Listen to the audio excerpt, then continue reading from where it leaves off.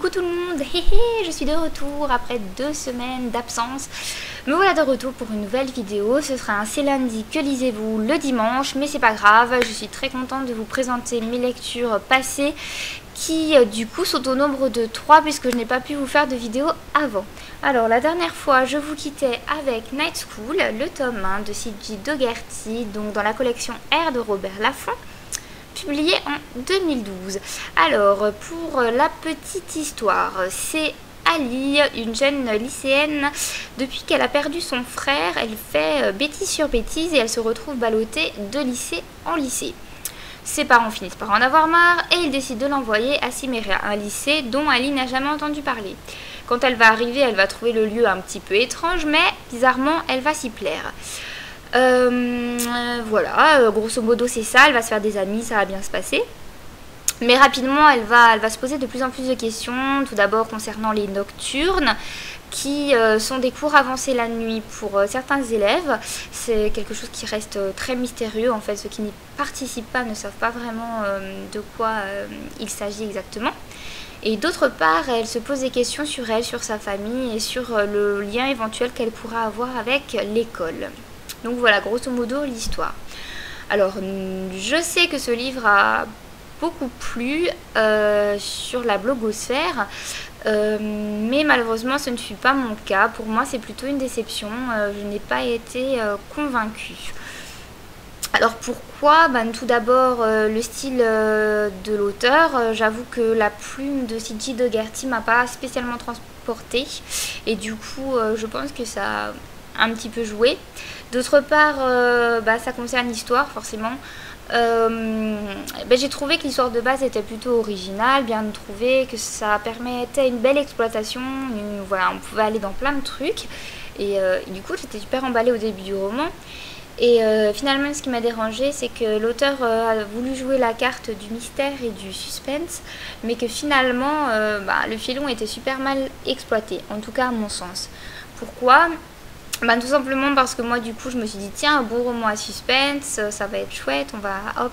Enfin, je sais pas vous, mais moi, quand je lis un roman à suspense, j'ai envie de participer, c'est-à-dire j'essaie de récolter des indices, des pistes, des fois je me fais avoir, mais c'est ça qui est rigolo, on fait des hypothèses, tout ça. Et en fait, ce livre ne nous le permet pas, tout simplement parce que l'auteur, elle lance des questions, elle lance des secrets, mais finalement, après, elle ne lâche aucune info, et en fait, au bout des 460 pages, on ne sait rien de plus qu'au début. Et c'est ça qui m'a un petit peu dérangée dans ma lecture, en fait de rester spectatrice et de ne pas pouvoir davantage participer. Et du coup à mi-parcours j'ai vraiment commencé à me désintéresser du personnage d'Ali, de ses questionnements existentiels, des événements qui avaient lieu, surtout que j'ai trouvé que c'était pas, les événements m'ont pas plus surprise que ça, il n'y a pas eu non plus de grands waouh comme ça, donc voilà. Du coup oui, même son secret, c'est vrai qu'au début ça attise notre curiosité, on se pose des questions, on a envie de savoir le lien d'Ali avec l'école, etc., comment fonctionnent plus les nocturnes. Puis finalement, moi à mi-parcours, tout ce que je me disais, c'est mais j'espère que je vais bientôt arriver au bout du roman, et finalement que je sache ou pas les secrets, ça m'était un petit peu égal. Et du coup je me dis voilà, rencontre complètement ratée avec ce roman, du coup, puisque après voilà, des intérêts progressifs qui se terminent par un désintérêt total. Voilà. Alors je vais pas m'avouer vaincue, je vais quand même je vais lire le tome 2 et en espérant que le schéma ne soit pas le même que pour ce roman là. En regardant une vidéo de Justine de Fairy Neverland, j'ai appris que c'était une série qui devait comporter 5 tomes. Là j'ai du mal. Ouh, je la refais. C'est une série qui doit être écrite en 5 tomes, voilà. Et j'ai un petit peu peur parce que si les 4 prochains tomes sont écrits un petit peu comme celui-là, si les secrets on nous révèle en fait le fin mot de l'histoire qu'au bout du 5e tome, ouais, j'ai peur de me perdre en route, quoi. Donc on va voir, je lirai le tome 2 et j'espère vraiment que ça va mieux fonctionner, puisque là effectivement c'est vraiment une belle déception et comme je l'ai dit au début, je ne suis pas convaincue. Ensuite, j'ai lu un roman graphique. Il s'agit de Olympe de Gouges, scénarisé par José-Louis Bocquet, illustré par Catel Muller, aux éditions Casterman dans sa collection Écriture. C'est un roman graphique qui date également de 2012. Alors de quoi s'agit-il? Eh bien, il s'agit tout simplement de la biographie d'Olympe de Gouges, qui est une personne qui a vécu dans les années 1700. Elle est née en 1748 et elle a vécu la Révolution française. Voilà. Alors pour les illustrations, alors ce duo, je ne sais pas si vous l'avez lu, a déjà écrit et donc dessiné Kiki de Montparnasse. Voilà, donc c'est exactement le même style de dessin. Hop. Je ne sais pas si vous voyez bien, donc c'est du dessin en noir et blanc et moi je trouve que c'est un dessin qui accroche l'œil et qui, voilà, ça m'a beaucoup plu. Et j'ai trouvé que ça se lisait tout seul. Donc voilà, c'est quelque chose que je vous conseille parce que Olympe de Gouges n'est pas forcément un personnage historique très connu et pourtant elle est très très intéressante. Donc tout simplement un petit synopsis, on va dire, pour vous mettre l'eau à la bouche et vous donner envie de découvrir ce roman graphique. Olympe de Gouges, est née Marie Gouze. À 18 ans, elle se marie, elle est mariée quasiment de force, enfin elle n'a pas trop le choix, un boucher. Ils vont avoir un enfant et très rapidement elle va se retrouver veuve. À partir de là, elle va décider de ne plus se remarier et de vivre librement. C'est une femme qui est très en avance sur son temps. Elle est autodidacte, elle va lire énormément, elle va rentrer dans des cercles, elle va rencontrer des hommes de lettres, des artistes, des musiciens. Elle va côtoyer de près ou de loin des gens comme Jean-Jacques Rousseau, Voltaire, Benjamin Franklin, etc. Il y en a plein de toute façon, c'est le siècle des Lumières, hein. C'est un siècle très prolifique au niveau des intellectuels, qui nous a apporté beaucoup de choses.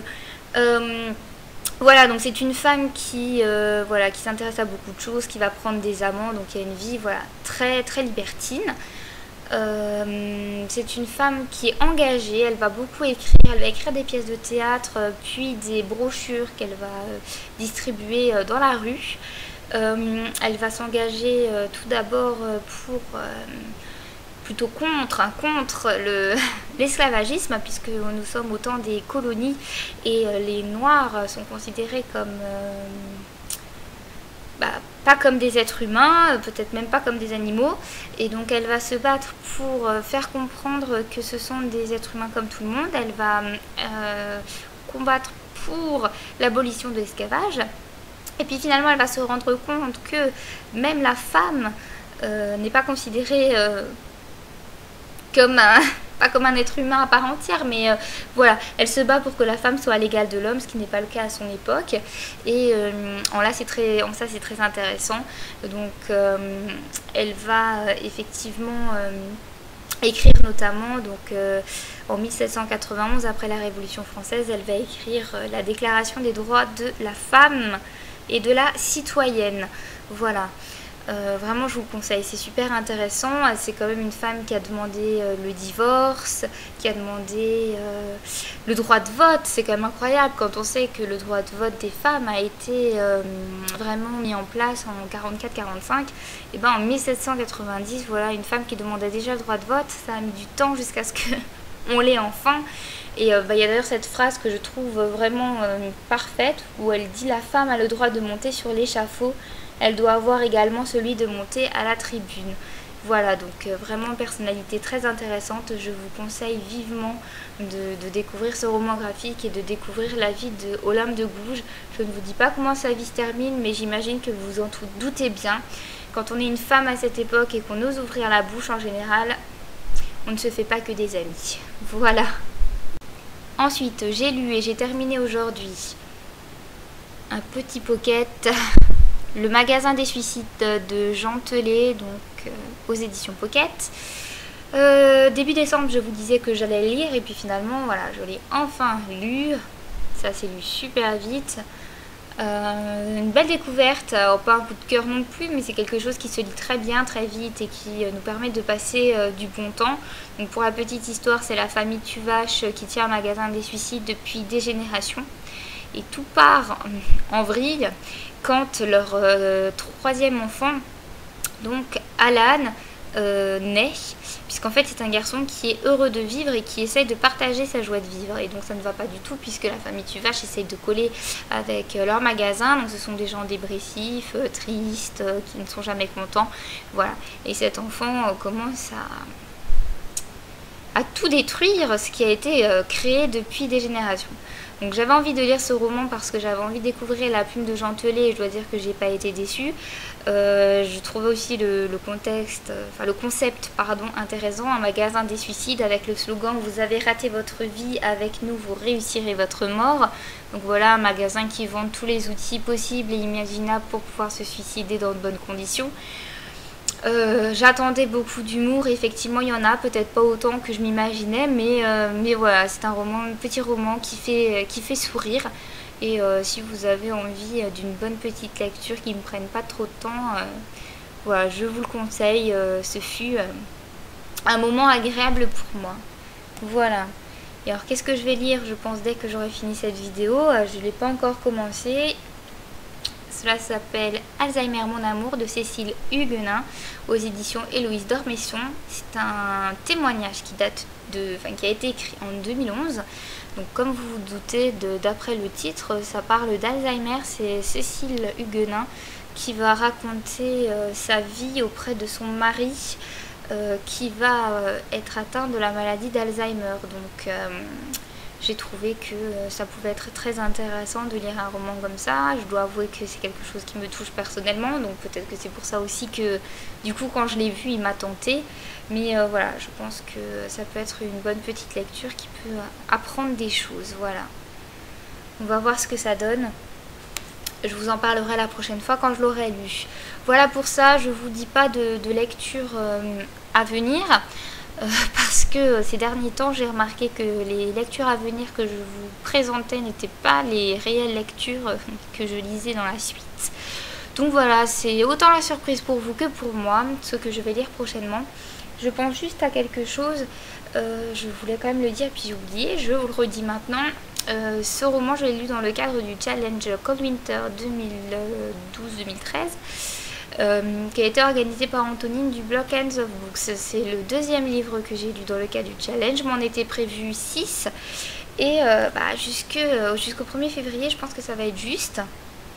J'avoue j'ai pas été une très bonne élève puisque là je suis à 2 sur 6. Donc je pense que je vais décider de prolonger ce challenge. C'est Nina de Le Libre. Je vais pas y arriver. Je la refais, c'est dur, hein. Après 2 semaines sans vidéo, j'ai l'impression que je recommence à refaire. Enfin, j'ai l'impression que c'est la première fois que je fais des vidéos, tellement j'ai du mal à parler. Bref, c'est la parenthèse. Je disais Nina du blog et de la chaîne YouTube et de la page Facebook Le Libraire disait dans une de ses vidéos qu'elle avait décidé de prolonger le challenge parce qu'elle n'avait pas fini, et je me suis dit que c'était une bonne idée, donc je vais faire comme elle et décider de prolonger son challenge comme il s'appelle Cold Winter jusqu'à la fin de l'hiver qui est le 21 mars. Si je ne me trompe pas, avec un peu de chance, j'aurai au moins 3 sur 6. Non, voilà, on va voir. Mais, ouais, mauvais élève. Sur ce, j'arrête de vous embêter avec mon challenge et je vous dis de très très belles lectures et à très bientôt. Je ne m'avance pas la semaine prochaine, on ne sait jamais, mais j'espère que ce sera très bientôt. Voilà, plein de bisous.